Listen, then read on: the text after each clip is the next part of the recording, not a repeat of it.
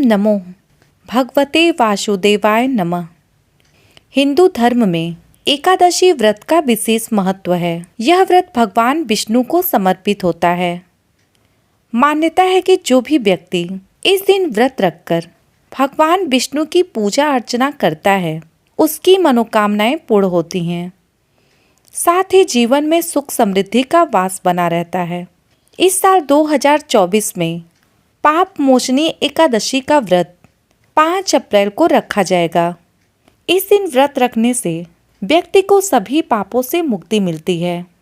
वैदिक पंचांग के अनुसार इस साल चैत्र माह के कृष्ण पक्ष की एकादशी तिथि 4 अप्रैल को शाम 4:15 पर आरंभ हो रही है और इसका अंत अगले दिन 5 अप्रैल को दोपहर 1:29 पर हो रहा है।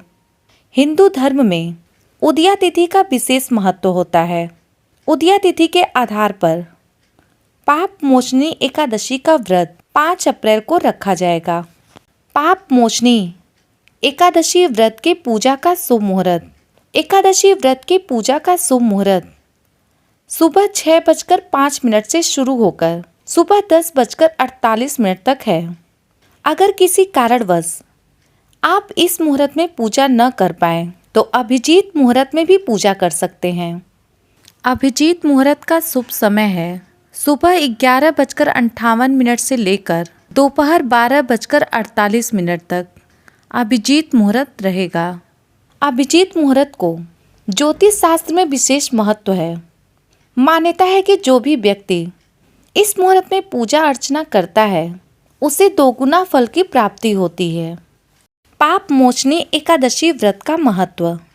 इस व्रत को जो भी व्यक्ति रखता है उसको सुख समृद्धि की प्राप्ति होती है। साथ ही भगवान विष्णु और माँ लक्ष्मी का आशीर्वाद प्राप्त होता है। पाप मोचनी 2 शब्दों से मिलकर बना है। पाप और मोचनी, इसका अर्थ है कि पाप समाप्त करने वाला। इसलिए इस एकादशी का व्रत रखने से व्यक्ति को सभी पापों से मुक्ति मिलती है। साथ ही भगवान विष्णु की कृपा से जीवन के हर मोड़ में सफलता हासिल होती है। पाप मोचनी एकादशी व्रत की पूजा विधि। पाप मोचनी एकादशी के दिन सुबह जल्दी उठकर ब्रह्म मुहूर्त में स्नान करें और भगवान विष्णु के समक्ष व्रत का संकल्प लें।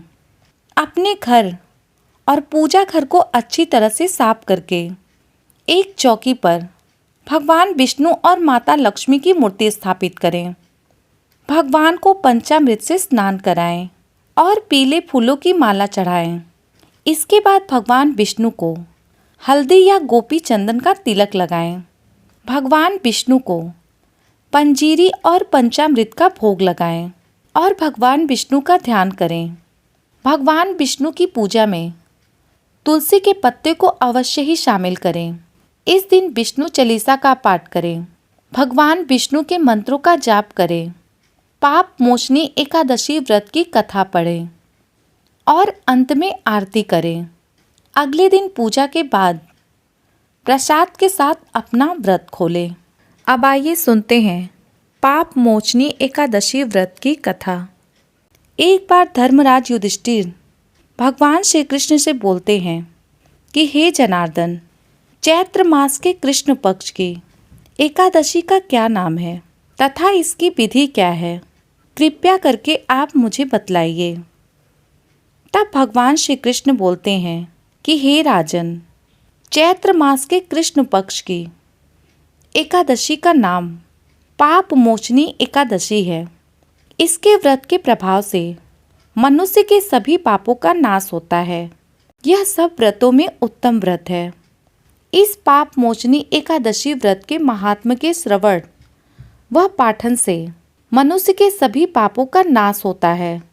एक समय देवर्षि नारद जी ने जगत पिता ब्रह्मा जी से कहा, हे जगत पिता ब्रह्मा जी, क्या आप मुझसे चैत्र मास में पड़ने वाले कृष्ण पक्ष की एकादशी व्रत का विधान बताएंगे? देवर्षि नारद जी के ऐसा कहने पर ब्रह्मा जी कहने लगे कि हे नारद, चैत्र मास के कृष्ण पक्ष की एकादशी पाप मोचनी एकादशी के रूप में मनाई जाती है।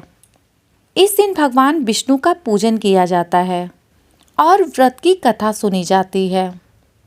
इस एकादशी व्रत की कथा के अनुसार प्राचीन समय में चैत्र रथ नामक एक रमणीक वन था। इस वन में देवराज इंद्र गंधर्व कन्याओं तथा देवताओं सहित स्वच्छंद विहार करते थे।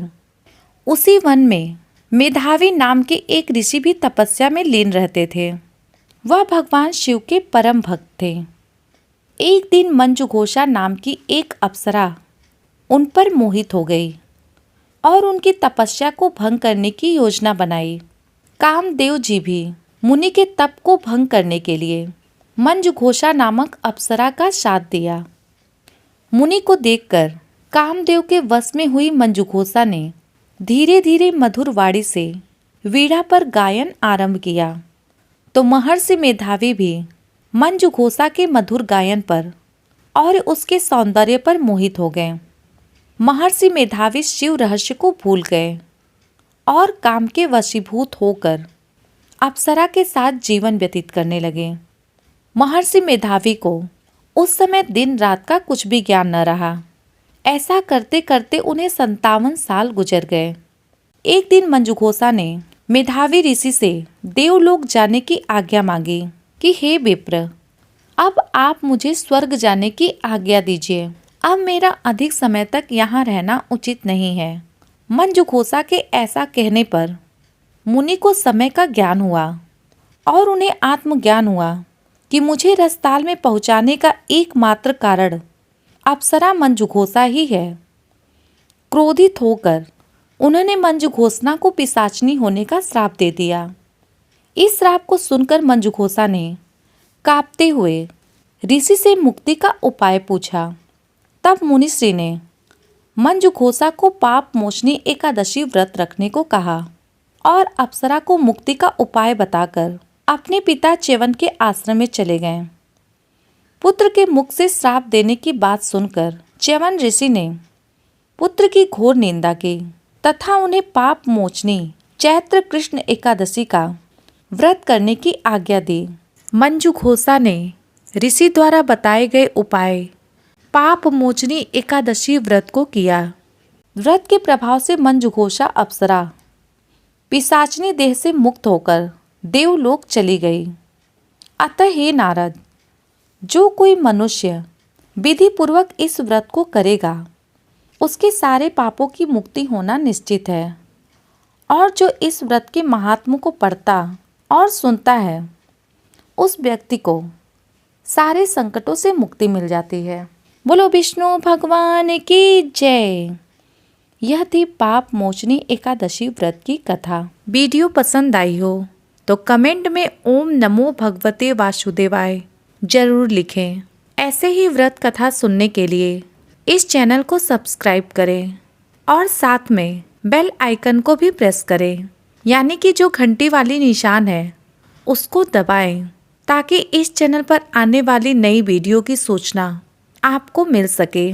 इस चैनल पर आपको एकादशी व्रत की कथा, प्रदोष व्रत कथा एवं वर्ष भर में पड़ने वाले सभी व्रत त्योहार की कथा, पूजा पाठ से संबंधित वीडियो देखने को मिलती है। धन्यवाद।